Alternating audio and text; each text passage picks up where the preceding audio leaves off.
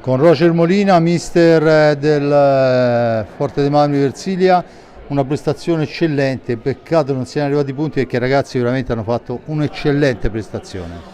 Sì, eccellente sì, avessero arrivati i punti, no? Ma ovviamente sì, la prestazione è stata buona, ma dobbiamo anche imparare a gestire certe situazioni, soprattutto dopo di pareggiare, ci hanno fatto il gol subito del vantaggio, dobbiamo anche migliorare un paio di cose che, ok, alla fine è rimasta lì attaccata la partita, molto tirata, ma abbiamo sbagliato anche tante cose nel primo tempo, siamo andati dentro magari anche potendo perdere di più, ma siamo stati bravi a stare dentro la partita. Rimango anche, scusa, con i 10 primi minuti, con la personalità, come ha giocato la squadra, che è quello che gli ho chiesto, hanno fatto molto bene i primi 10, dopo abbiamo abbassato un po' la prestazione, ma vogliamo farne 50, non 10.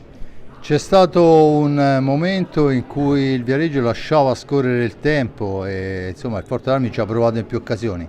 Ovvio che l'esperienza gioca tutta dalla parte del Viareggio stasera.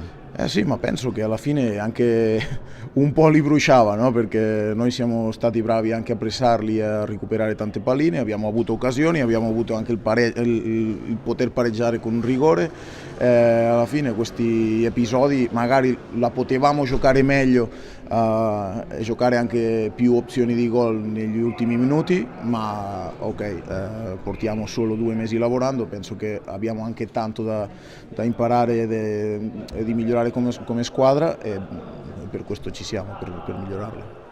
C'è stato un momento in cui abbiamo avuto in squadra in pista contro il Viareggio, che ricorda ancora a chi insomma non se lo volesse ricordare, la squadra più accreditata per la promozione. Abbiamo avuto 3 under 19 e una under 17 addirittura. Sì, ma io mi dimentico alla fine dell'età, alla fine chi fa la prestazione aiuta la squadra, fa le cose che chiediamo come squadra, io li metto in pista, chi cammina va, chi non cammina magari gioca meno e devono capire così, che c'è un allenatore che punta sui giovani, se rispondono, se non rispondono, c'è anche la parte di comportamento, non c'è solo la parte pista, sino che c'è tanto da lavorare integralmente al 360 gradi, no?